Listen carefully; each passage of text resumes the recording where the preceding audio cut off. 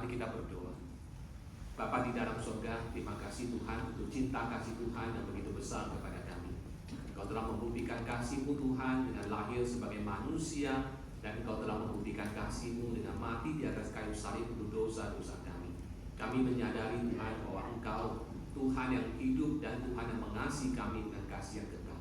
Dan Engkau ingin supaya kami juga belajar mengasihi Engkau dan belajar mengasihi sesama yang juga adalah ciptaan-Mu Tuhan. Kami berdoa Tuhan untuk ibadah hari ini, secara khusus kami memperingati ulang tahun pelayanan gereja IRC selama 21 tahun. Berkati ibadah ini, berkati setiap kami yang hadir, Tuhan sertai. Jemaat yang tidak bisa hadir, khususnya mereka yang sedang sakit, Tuhan tolong Engkau jamah, Engkau lawat, Engkau pulihkan mereka. Berkati Tuhan, supaya seluruh rangkaian ibadah ini berjalan dengan baik, dan hamba-Mu dengan penuh dengan cacat celah dan kelemahan, Tuhan mau pakai untuk menyampaikan kebenaran-Mu. Di dalam nama Tuhan Yesus Kristus kami berdoa. Amin. Silakan duduk. Shalom, selamat pagi, Bapak dikasih oleh Tuhan. Bapak Ibu Saudara yang kasih Tuhan, hari ini kita belajar sebuah tema tentang mengasihi Allah dan mengasihi gereja. Loving God and loving His church. Bapak Ibu Saudara yang kasih Tuhan, Bethlehem dan Taman Getsemani, dua tempat ini adalah saksi tentang kasih Tuhan kepada kita. Bethlehem itu adalah saksi tentang Yesus berinkarnasi menjadi manusia untuk menyatakan kasih Allah kepada kita. Sebuah peristiwa yang teragung di dalam sejarah. Yesus lahir sebagai manusia, membuktikan kasih Allah kepada kita. Getsemani itu adalah bukti atau saksi tentang kesengsaraan dan kematian Tuhan Yesus untuk kita semua. Kedua peristiwa ini, Bethlehem dan Getsemani, kedua peristiwa ini membuktikan kasih Tuhan kepada kita. Itulah sebabnya di dalam Roma pasal 5 ayat 8 mengatakan, akan tetapi Allah menunjukkan kasih-Nya kepada kita oleh karena Kristus telah mati untuk kita ketika kita masih berdosa. Dan Paulus juga di dalam Efesus 5 ayat 25 mengatakan, sebagaimana Kristus telah mengasihi jemaat dan telah menyerahkan dirinya baginya. Jadi Bapak Ibu Saudara, Tuhan sudah membuktikan kasih-Nya kepada kita. Jikalau kita bertanya apakah Tuhan mencintai kita, apakah Tuhan mengasihi kita, maka jawabannya adalah iya. Apa bukti kasih Tuhan kepada kita? Bukti kasih Tuhan kepada kita adalah Yesus Kristus, Allah berinkarnasi menjadi manusia. Bukti dari kasih Allah kepada kita adalah Yesus di Bukit Golgota, di Getsemani, menyerahkan dirinya, mati di atas kayu salib untuk dosa-dosa kita. Tuhan telah membuktikan kasih-Nya kepada kita. Jadi kasih Tuhan kepada kita tidak perlu kita ragukan, karena Tuhan telah membuktikannya dalam kehidupan kita. Pertanyaannya adalah, apakah kita mengasihi Allah? Apakah kita mengasihi Allah? Apakah kita mengasihi Yesus Kristus? Saya yakin kalau kita ditanyakan pertanyaan demikian, maka jawaban kita adalah iya, saya mengasihi Tuhan, saya mengasihi Allah. Tetapi pertanyaan berikutnya adalah, apa bukti bahwa kita mengasihi Tuhan? Apa bukti bahwa kita mengasihi Allah? Bukti bahwa kita mengasihi Allah adalah ketika kita mengasihi gerejanya. Mengapa mengasihi gereja adalah bukti bahwa kita mengasihi Allah? Karena Alkitab mengatakan Kristus mengasihi gereja dan telah menyerahkan dirinya bagi gereja. Jadi bukti bahwa kita mengasihi Allah adalah ketika kita mengasihi gerejanya. Bapak Ibu Saudara, apa itu gereja? Ketika kita bicara soal gereja, kita bicara soal apa? Ketika bicara soal gereja, maka bicara soal Anda semua dan saya. Kita semua ini adalah gereja. Pertanyaannya adalah, apakah mudah, gampang untuk mengasihi gereja? Apakah mudah untuk hidup dalam satu komunitas yang saling mengasihi, yang saling ketemu setiap minggu? Yang orang yang senang kita ketemu, ada orang yang kita sebel, tapi setiap minggu kita ketemu. Apakah mudah melakukannya? Gereja itu bicara Anda, gereja itu bicara saya, yang setiap minggu kita ketemu. Apakah mudah, saudara, untuk mengasihi gerejanya? Apakah mudah untuk kita saling mengasihi, saudara? Seringkali di dalam sebuah komunitas, termasuk komunitas gereja, tidak mudah untuk kita saling mengasihi. Mengapa? Karena dalam diri setiap kita memiliki ekspektasi yang tinggi. Kita memiliki high expectation terhadap orang-orang di dalam gereja. Ekspektasi kita terhadap sesama orang Kristen, sesama orang percaya, itu lebih tinggi dibandingkan dengan ekspektasi kita terhadap orang-orang yang belum percaya, yang di luar komunitas gereja. Tetapi seringkali, saudara, ketika kita menemukan orang-orang di gereja tidak memenuhi standar dari ekspektasi kita, maka seringkali muncul perasaan sebel, kecewa, marah, sinis, dan itu terjadi dalam komunitas, saudara. Kita kecewa, kita upset, kita sedih. Mengapa, saudara? Pertama, karena adanya gap antara apa yang saudara-saudara kita yang seiman imani dengan apa yang menjadi kesaksian dalam kehidupannya, realitanya. Kita merasa ada sebuah gap yang sangat jauh antara apa yang kita percayai dengan apa yang menjadi realita dalam kehidupan kita. Bukankah di dalam gereja harus saling mengasihi? Tetapi yang ada adalah adanya yang anggota jemaat yang tidak saling berteguran, atau saling menjelekan, saling gosip, atau saling iri hati, saling menonjolkan diri. Itu yang terjadi. Di dalam sebuah komunitas gereja ada yang merasa dirinya paling tahu firman Tuhan, yang lain dianggap tidak tahu apa-apa. Yang satu pihak merasa dirinya ajaran yang paling benar, ajaran gereja lain itu tidak benar. Gaya ibadah kami itu yang paling alkitabiah, gaya gereja lain itu adalah gaya ibadah yang tidak sesuai dengan Alkitab. Kita menemukan hal itu, saudara, di dalam kehidupan bergereja. Ada seorang pendeta mengatakan bahwa Tuhan kita Yesus Kristus itu telah menderita 3 penghina. Penghinaan pertama adalah ketika ia berinkarnasi menjadi manusia. Allah menjadi manusia, lahir di sebuah kandang binatang, ditaruh di palungan. Itu tempat yang hina. Itu penghinaan pertama yang dialami oleh Tuhan ketika ia lahir di Bethlehem, di kandang binatang. Penghinaan kedua yang dialami oleh Tuhan adalah ketika ia ada di kayu salib. Dikatakan dia ditelanjangi, dia disesak, dia menjadi tontonan banyak orang, dan dia mati dengan cara yang sangat mengerikan. Itu penghinaan kedua yang dialami oleh Tuhan. Penghinaan ketiga yang dialami oleh Tuhan adalah ketika sebuah komunitas yang disebut gereja. Gereja yang dikatakan orang-orang yang telah ditebus oleh darah Yesus Kristus, yang tidak ternilai harganya, itu seringkali melakukan hal-hal yang mempermalukan nama Tuhan. Itu penghinaan ketiga yang dialami oleh Tuhan.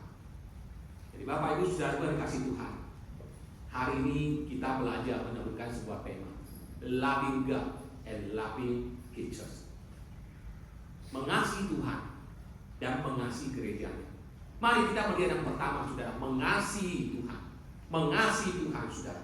Di dalam Injil Yohanes pasal 21 yang tadi kita baca, itu adalah percakapan antara Yesus yang sudah bangkit dari antara orang mati, menampakkan diri kepada murid-muridnya dan melakukan sebuah percakapan secara pribadi dengan Petrus. Dan percakapan itu dimulai dengan pertanyaan Tuhan Yesus kepada Petrus. Simon, anak Yohanes, apakah engkau mengasihi aku lebih daripada mereka ini? Simon, anak Yohanes, apakah engkau mengasihi aku lebih dari mereka ini? Saudara, Tuhan Yesus bertanya dengan sebuah perbandingan. Apakah engkau mengasihi aku lebih dari mereka semua ini? Pertanyaan kita adalah, Tuhan Yesus membandingkan kasih Petrus dengan apa? Semua ini apa? Semua ini kemungkinan besar pertama adalah murid-murid yang lain. Tuhan Yesus seorang bertanya, Petrus, apakah engkau mengasihi aku lebih dari mengasihi murid-murid yang lain? Karena di dalam peristiwa berikutnya, sebelumnya waktu Yesus mengatakan anak manusia akan ditangkap, disiksa, dan disalibkan, Petrus langsung mengatakan, dan lalu Yesus mengatakan, kalian semua akan tercerai-berai karena aku. Petrus berkata, sekalipun semua murid yang lain tercerai-berai, aku sekali-kali tidak. Maka Petrus bertanya, Tuhan itu bertanya, Petrus, apakah engkau mengasihi aku lebih daripada murid-muridmu yang lain? Kedua, yang lain ini itu bisa menuju kepada profesi yang lama dari Petrus. Tuhan bertanya, Simon, apakah engkau mengasihi aku lebih daripada mengasihi profesimu sebagai nelayan sebelumnya? Atau ketiga, ketika Yesus berkata, Simon, anak Yohanes, apakah engkau mengasihi aku lebih dari yang lain? Yang lain ini dimaksudkan adalah lebih daripada popularitasmu, lebih daripada uangmu, lebih daripada hobimu, lebih daripada temanmu, atau yang lain-lain yang terpikir di dalam ingatan Petrus atau ingatan kita. Saudara, atas ketiga pertanyaan itu, Petrus menjawab, Tuhan, engkau tahu bahwa aku mengasihi engkau. Ketika Yesus bertanya pertama kali dan kedua kali, Petrus memberikan jawaban yang sama. Jawabannya adalah, Tuhan, engkau tahu bahwa aku mengasihi engkau. Tetapi ketika Yesus bertanya untuk ketiga kalinya, jawaban Petrus ada sedikit berbeda. Jawabannya adalah, Tuhan, engkau tahu segala sesuatu. Engkau tahu bahwa aku mengasihi engkau. Di dalam pertanyaan pertama, kedua, Petrus menjawab, Tuhan, engkau tahu bahwa aku mengasihi engkau. Betul, aku mengasihi engkau. Tetapi ketika Yesus bertanya untuk ketiga kalinya, barangkali Petrus teringat dia pernah menyangka Yesus 3 kali sebelum ayat berpokok. Maka ketiga kalinya jawabannya adalah, Tuhan, engkau tahu segala sesuatu. Engkau tahu segala sesuatu, engkau tahu bahwa aku mengasihi engkau. Di dalam jawaban yang ketiga ini ada sebuah kesadaran dalam diri Petrus. Dia sadar bahwa dia adalah orang yang bertindak dulu, mikirnya kemudian. Seorang yang sangat impulsif. Tetapi dalam hatinya yang paling dalam, dia memang sungguh-sungguh mengasihi Tuhan. Dan dia mengatakan, Tuhan, engkau tahu segala sesuatu. Engkau tahu bahwa aku pernah gagal, aku pernah menyangkal engkau, aku pernah mengkhianati engkau. Tapi dalam hatiku yang paling dalam, engkau tahu bahwa aku mengasihi engkau. Apa respon Tuhan Yesus terhadap jawaban dari Petrus? Tuhan Yesus berkata apa? Gembalakanlah domba-dombaku. Gembalakanlah domba-dombaku.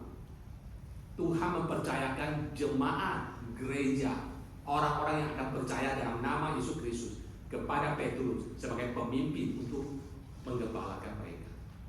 Jadi dengan jawaban yang diberikan oleh Petrus, dengan konfirmasi yang diberikan oleh Petrus, oleh Tuhan Yesus, maka Tuhan Yesus memberikan tugas menjadi gembala kepada Petrus untuk pelayanan misi selanjutnya. Barangkali sampai di sini kita mengatakan, ini kan ditujukan kepada Petrus yang dipanggil sebagai gembala pendeta. Apa hubungannya sama dengan kita sebagai jemaat? Oh, kita masuk ke poin kedua, yaitu loving his church, mengasihi gerejanya. Bapak Ibu Saudara, apabila pertanyaan dari Tuhan Yesus kepada Petrus ini ditujukan kepada kita, apa jawaban kita? Kalau Tuhan hari ini bertanya kepada kita, memanggil nama kita secara pribadi, apakah engkau mengasihi aku? Maka apa jawaban kita? Barangkali kita menjawab sekali lagi yang saya sebutkan di atas, Tuhan, engkau tahu bahwa aku mengasihi engkau. Aku mengasihi engkau, Tuhan. Pertanyaan kedua adalah, apa bukti bahwa engkau mengasihi Tuhan? Apa bukti bahwa engkau mencintai Tuhan? Dan Tuhan berkata, bukti bahwa kita mencintai Dia ada mencintai gerejanya. Bukti bahwa kita mengasihi Tuhan ada mengasihi gerejanya. Mengapa? Karena Kristus telah mengasihi jemaat dan telah menyerahkan dirinya bagi. Jadi kalau kita mengatakan kita mengasihi Tuhan, kita harus mengasihi gereja. Kita tidak bisa mengatakan saya mengasihi Tuhan, tapi saya tidak suka gereja. Saya mengasihi Tuhan, tapi saya tidak mau ada urusan dengan gereja. Saya mengasihi Tuhan, tapi saya tidak mau gereja. Tidak bisa. Tidak bisa, sudah. Karena Tuhan mengatakan bukti engkau mengasihiku adalah ketika engkau mengasihi gereja, sesama saudara seiman yang sudah aku tebus dengan darah yang mahal, dengan kematian di atas kayu salib. Pertanyaannya adalah bagaimana mengasihi gereja? Bagaimana kita bisa mengasihi gereja sebagai bukti bahwa kita mengasihi Tuhan? Saudara, yang pertama adalah bukti bahwa kita mengasihi gereja adalah yang pertama adalah komitmen kita untuk beribadah kepada Tuhan setiap minggu. Ini sebuah ujian atas kasih kita kepada Tuhan melalui gereja. Apakah kita menjadi jemaat yang setia beribadah setiap minggu? Yang walaupun ada kesulitan, tapi tetap punya kerinduan untuk datang beribadah. Bapak Ibu Saudara, di depan kita itu ada Om Agus. Om Agus dalam kondisi yang tidak baik, tapi setiap minggu dia datang. Ketika besok ke rumah sakit, kerinduannya adalah supaya sembuh. Untuk apa? Bisa ke gereja. Dan hari ini walaupun dalam kondisi yang tidak fit, tapi datang untuk hari ini karena hari ini dia mau dibaptis. Apakah kita punya komitmen ini? Yang kita yang sudah sekian lama menjadi orang Kristen, yang sekian lama mengaku diri kita percaya kepada Tuhan, apakah kita punya komitmen seperti ini?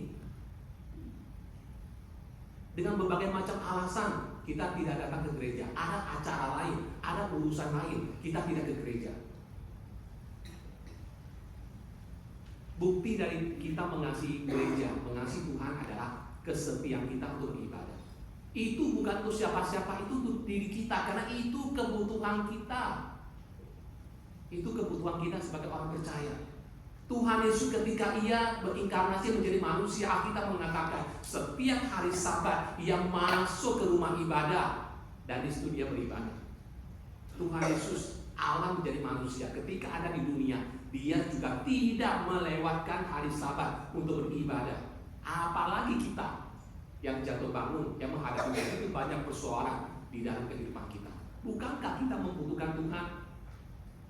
Mungkin Anda mengatakan, iya saya membutuhkan Tuhan, tapi wujud saya beribadah kepada Tuhan ada di rumah. Saya nonton TV, saya bisa nonton pendeta-pendeta dari manapun, saya bisa ikut ibadah. Itu bukan ibadah. Ibadah adalah ketika engkau duduk bersama dengan saudara seiman yang lain. Itu baru ibadah. Itu kalau lagi COVID mungkin masih bisa dimaklumi, tapi sekarang udah tidak ada yang alasan demikian. Tuhan mau kita datang beribadah karena ini adalah communal worship. Ini adalah ibadah yang Tuhan mau. Itu dari Alkitab Perjanjian Lama sampai Yesus datang kedua kali, tetap prinsipnya sama. Kedua, apa bukti bahwa kita mengasihi gereja? Bukti bahwa kita mengasihi gereja adalah kita bertanya apa yang saya bisa lakukan buat gereja, bukan apa yang gereja bisa lakukan buat saya. Tuhan telah memberikan kepada kita semua karunia-karunia rohani supaya kita bisa membangun gereja, membangun tubuh Kristus. Setiap kita itu penting di mata Tuhan. Setiap kita itu adalah seperti sebuah puzzle, ada potongan-potongannya. Setiap kita penting untuk bisa mengisi seluruh pelayanan yang ada. Ada yang jadi session, ada yang jadi singer, ada yang jadi liturgos, ada yang pemain musik, ada yang menjadi usher, ada bagian konsumsi, ada bagian multimedia, ada bagian sound system, ada begitu banyak pelayanan di gereja. Dan Tuhan ingin kita melibatkan diri di dalamnya sebagai bukti bahwa kita mengasihinya. Mempersembahkan diri kita dan juga mempersembahkan waktu kita.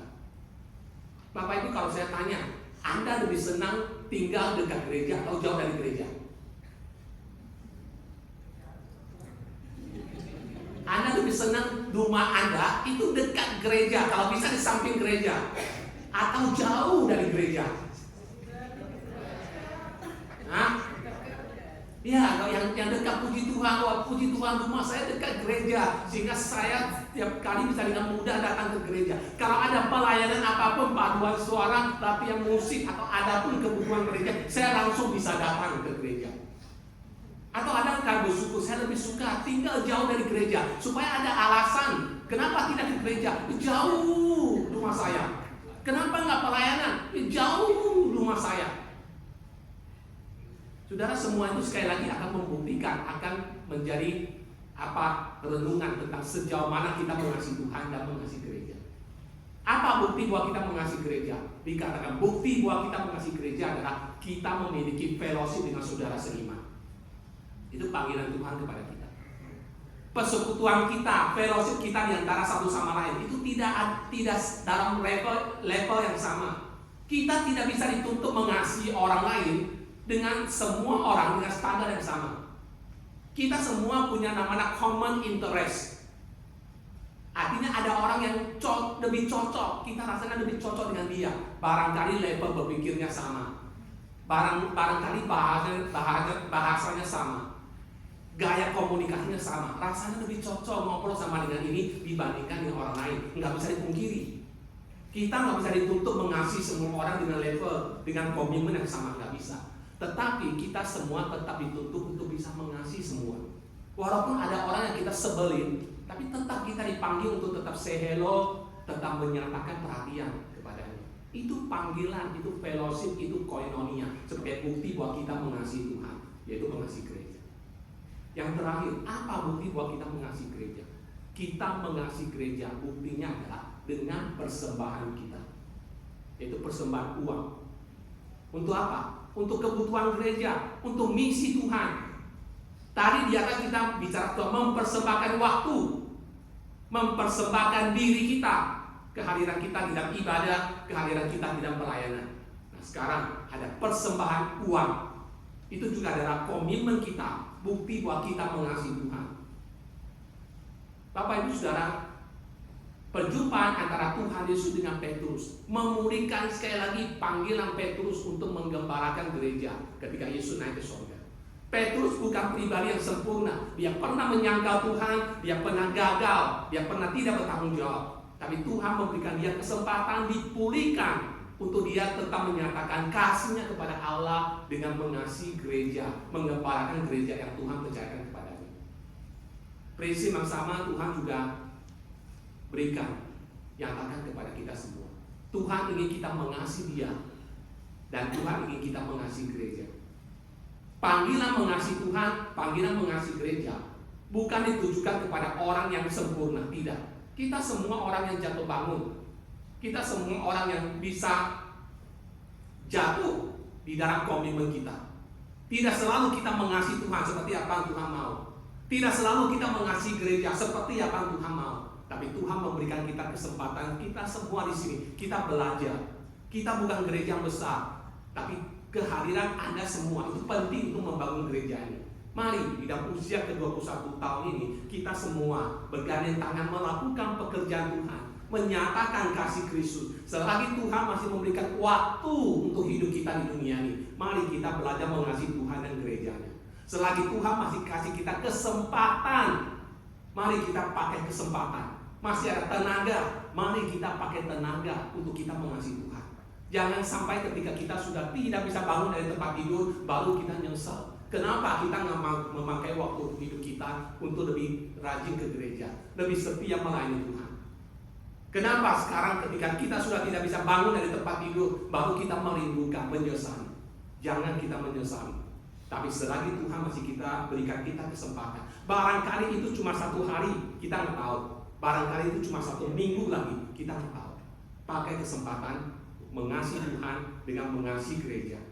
Rajin untuk ibadah kepada Tuhan, rajin melayani dengan segala potensi, dengan segala talenta, dengan segala apa yang Tuhan percayakan kepada kita.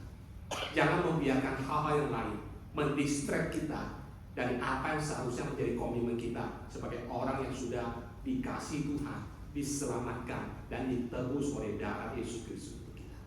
Selamat ulang tahun ILC. Tuhan memberkati kita semua. Mari kita masuk dalam doa dan kita mempersiapkan hati untuk baptisan pada pagi hari ini. Kita berdoa. Bapa di dalam surga, kami datang Tuhan pagi ini dan berterima kasih untuk perjalanan ILC ke-21 yang telah Tuhan pimpin dan sertai. Kami mempercayakan gereja ini ke dalam tangan Tuhan. Kami percaya bahwa gereja ini ada karena Tuhan yang menginginkannya. Dan kami percaya gereja ini bisa ada sampai hari ini karena Tuhan yang jaga dan pelihara. Bukan karena kehebatan manusia, bukan karena siapa-siapa, tapi Tuhan sebagai gembala yang agung yang memelihara dan mengawasi gereja ini di tengah-tengah segala pergumulan jatuh bangun yang pernah dialami gereja ini. Kami mempercayakan masa depan dari gereja ini, Tuhan tuntun, Tuhan pimpin, Tuhan sertai. Kami bersyukur Tuhan untuk hari ini, di dalam ibadah ini Tuhan, kami juga akan menyaksikan baptisan kudus yang akan dilaksanakan atas diri Bapak Agus Susanto. Kami berdoa kiranya Tuhan berkati dan pimpin supaya ibadah dan baptisan ini juga bisa berjalan dengan baik. Kami berdoa bersyukur di dalam nama Tuhan Yesus Kristus.